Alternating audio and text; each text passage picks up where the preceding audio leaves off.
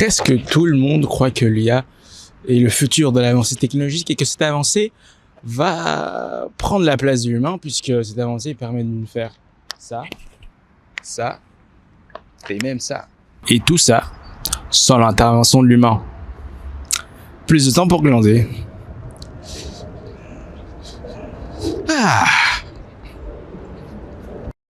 Mais en fait, go mater une série, clairement. J'espère que l'IA. Ça c'est l'IA, c'est pas. J'ai pas un écran géant. On n'a pas le budget, écoute.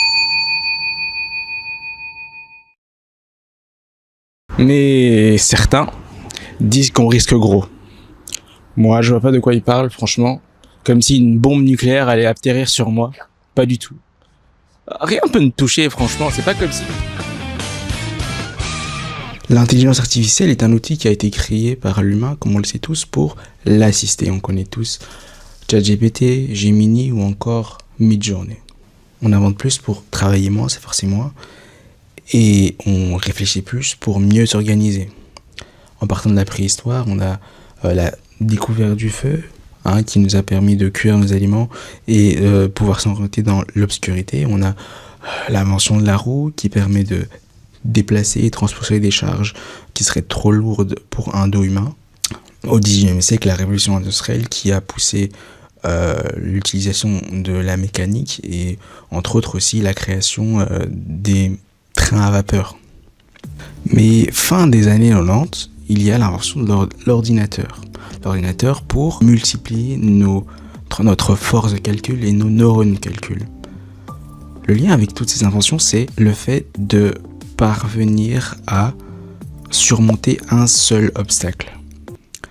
Les limites de la capacité humaine. Dans les années 40, en pleine Seconde Guerre mondiale, on a les Allemands qui communiquent avec l'Enigma, qui est une machine à écrire cryptée qui a plus de 150 trillions de combinaisons, ce qui rend impossible le fait de décrypter ces messages. Alan Turing, pour faire face à la menace allemande, et leur machine de communication qui s'appelait Enigma a inventé une machine pour décrypter ces messages cryptés.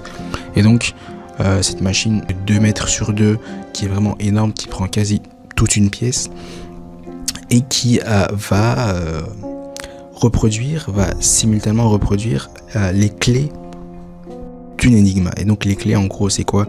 C'est les positionnements des rotors et encore plusieurs autres paramètres super compliqués. Bref, c'est vraiment la machine qu'il faut. Tout ça, tous ces calculs, un humain ne pourrait jamais le faire, puisque si vous vous rappelez bien, avec que vous étiez attentif, c'est 150 trillions de combinaisons.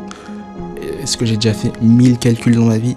Je suis pas sûr. Et pour encore concrétiser cette notion d'intelligence artificielle, en 1956, on a une conférence qui a été faite aux États-Unis au Dartmouth College qui parle de l'intelligence artificielle et des projections qu'on se fait sur la notion. Ce n'est pas juste une simple discussion de café, parce qu'en fait cette notion c'est un peu la première pierre à l'édifice de l'intelligence artificielle, parce qu'on réunit les ingénieurs mathématiciens les plus influents du moment, de l'époque, pour en discuter et vraiment commencer les recherches et concrétiser les recherches. Et donc on a des scientifiques comme Allen Newell, Herbert Simon, qui présentent un nouveau programme qui s'appelle Logic Theorist. Tout simplement, c'est juste un programme qui permet de faire des démonstrations de problèmes mathématiques, du style A carré plus B carré égale C carré, ça le démontre. Et donc cette vingtaine de scientifiques posent une feuille de route très claire, créer des machines capables d'apprendre, de raisonner et de résoudre des problèmes. Donc en clair, la conférence de Dartmouth, c'est le moment où l'IA devient un projet concret, réaliste, et les scientifiques se disent oui, les gars, on y va. En 97, IBM, vous connaissez tous, un ancien géant de l'informatique, un peu dans le déclin, essaye de se faire une nouvelle peau. Et donc ils inventent une machine qui permet de jouer aux échecs. Et ces échecs battent la légende, pour les amateurs de l'échec, Kasparov. Le geste est pathétique, l'heure est historique. Le champion du monde d'échecs vient d'être battu en combat très singulier par une machine. Il était certain pourtant d'en venir à bout. Et donc pour faire écho à ce que je disais plus tôt, c'est encore une fois dépasser l'obstacle, qui est la limite de la capacité humaine. Et donc là, c'est vraiment une preuve un peu au monde, puisque Kasparov, c'est la légende incontestée de la discipline, battue par qui? Une IA. Les esprits commencent à s'échauffer. Stocké dans les laboratoires d'IBM et implanté dans les entrailles d'un ordinateur d'1,5 tonne, doté d'une logistique et d'un centre de recherche aux moyens quasi illimités. Deep Blue, alors, pour mettre un nom sur l'adversaire qui a écrasé l'humain. Deep Blue n'est pas intelligent. Hein. Deep Blue, tu lui dis cuit un œuf, il sait pas ce que c'est, si tu lui as pas appris. Et donc, il faut savoir que les IA ne sont rien sans les big data. Et oui, donc, dans les années 2010, les réseaux sociaux et tout ce qui est création de comptes sur Internet, que ce soit même un compte bancaire, des transactions financières, des posts sur Instagram, YouTube, Facebook, tout ça, c'est des big data. Et grâce à ces big data, ces données qu'on nourrit littéralement, pensez à un canard qu'on gaffe pour son foie pour avoir des informations et les ressortir de manière adéquate quand on pose des questions. Et donc ce processus, c'est ce qu'on appelle le deep learning. Et vous pensez directement à ChatGPT. ChatGPT trouve ces informations où? Grâce au big data. Ce traitement de données, il se fait avec des CPU, des processeurs en gros, Intel Core, ça vous dit quelque chose, Intel Core i8, i7, i9, etc. Mais il faut savoir qu'il y a des moyens d'aller beaucoup plus rapidement avec la circulation des données, la mondialisation, l'économie. On demande que ça aille plus vite, cette exigence de rapidité très propre à l'économie, qui nous a poussé à utiliser les GPU. C'est quoi les GPU? Les cartes graphiques, tout simplement. Je ne vais pas aller en profondeur, mais vous connaissez tous ce que c'est une carte graphique. Une image là, et encore là. Une petite dernière.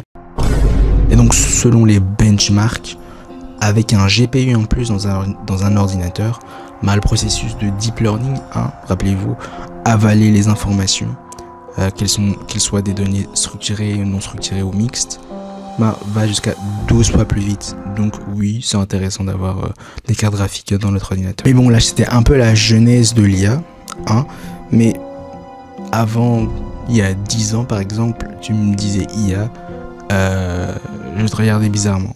Mais maintenant, IA, on pense directement à ChatGPT, etc. Tout ça. Et oui, donc en 2025, on est très familier à l'IA. Mais pourquoi l'utilise-t-on?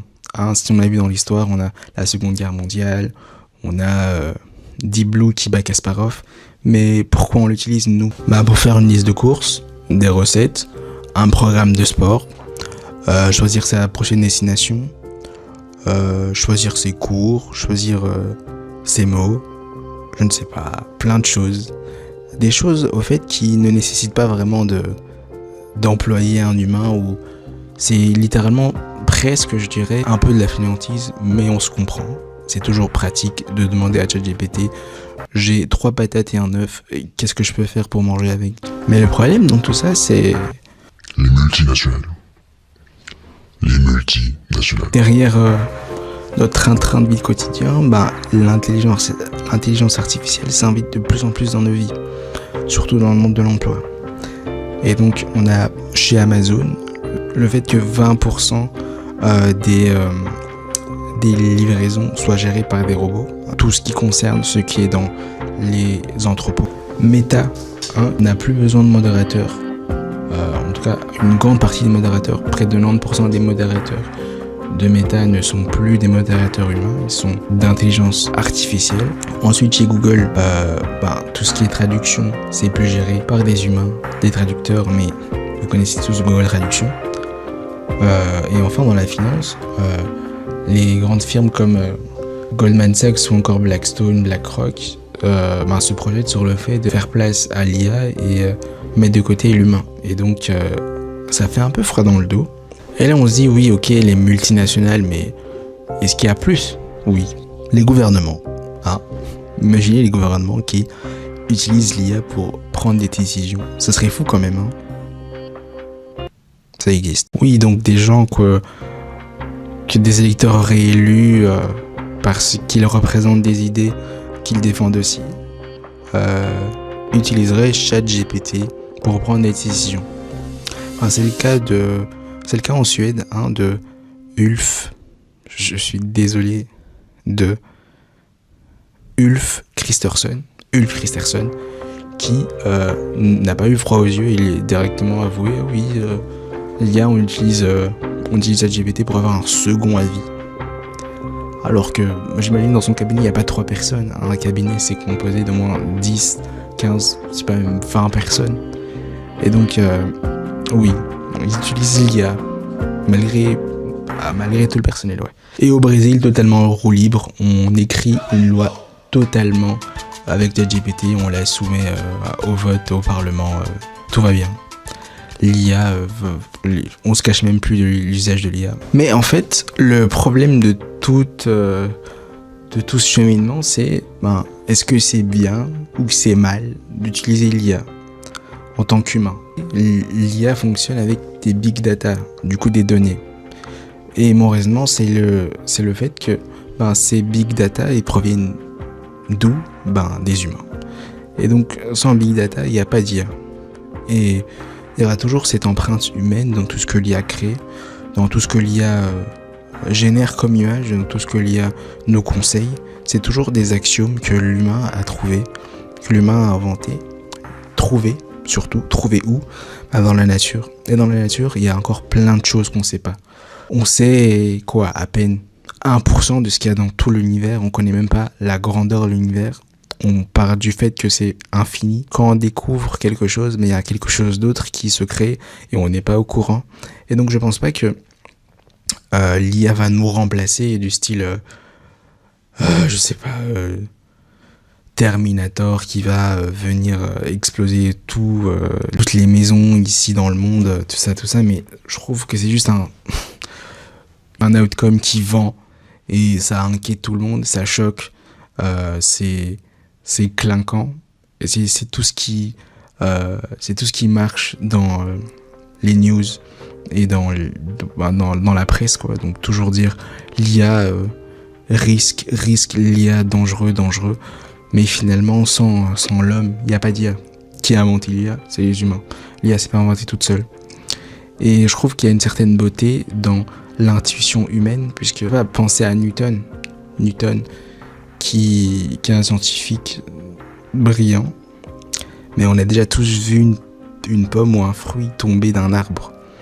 Jamais on a fait le lien avant qu'on nous apprenne à l'école que c'est la gravité, ou bien qu'il y a une certaine force qui nous attire vers le bas ou autre. Mettez ces données brutes d'expérience humaine dans une IA, je sais pas si elle fait le lien sans qu'on lui dise qu'il y a quelque chose qu'on appelle G et que 9,81 et qu'en fait on est sur le sol à cause de ça.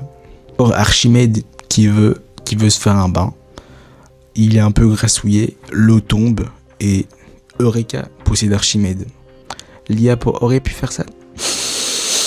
Calculer, c'est un scientifique pas très connu dans le monde des scientifiques, mais toi et moi, vous et moi, nous ne connaissons pas Calculer, qui fait un rêve d'un serpent qui se mord la queue, et boum, le lendemain, il découvre que le benzène est une molécule circulaire, et que voilà, grâce à son rêve, l'IA en fait a une limite aussi. C'est pas une limite de calcul, puisqu'elle aura toujours un GPU pour l'assister. C'est cette limite de l'expérience humaine et de l'assimilation des informations qu'on peut avoir dans la nature. La nature qui est une ressource infinie, inépuisable, puisque la nature, c'est pas juste aller dans la forêt. C'est pas juste la faune et la flore qu'il y a sur la Terre. C'est tout l'univers, les planètes. On ne sait pas combien de planètes il y a. Et on ne le saura jamais, puisque on sait à peine qu'on est dans la Voie lactée et il y a plusieurs autres galaxies, plusieurs autres choses à savoir, et on ne cessera jamais d'apprendre, de découvrir et de savoir. Et donc rien que de ce fait là, même si on ne peut pas calculer aussi vite que ChatGPT 5 ou même le futur ChatGPT 6, je pense pas que l'IA va remplacer l'humain, puisqu'il y a cette biologie, cette intuition biologique qu'on ne peut pas synthétiser. On peut pas synthétiser